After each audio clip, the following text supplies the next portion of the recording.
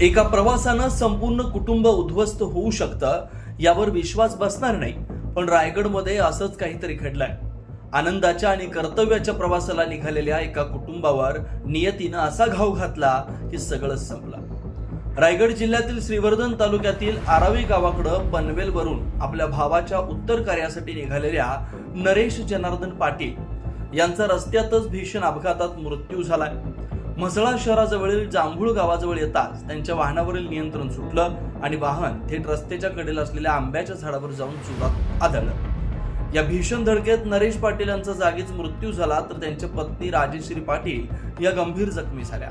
सध्या त्यांच्यावर म्हसळा ग्रामीण रुग्णालयात उपचार सुरू आहेत। ही घटना जितकी धक्कादायक आहे तितकीच मन हेलावून टाकणारी, कारण अवघ्या काही दिवसांवर 30 एप्रिलला नरेश पाटील यांच्या मुलाचं लग्न ठरलं होतं।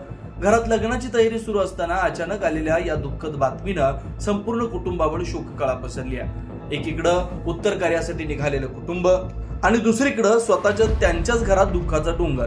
नियतीचा हा क्रूर खेळ सगळ्यांना सुन्न करून टाकणार आहे। तुम्ही पाहत आहात विस्टा न्यूज मराठी।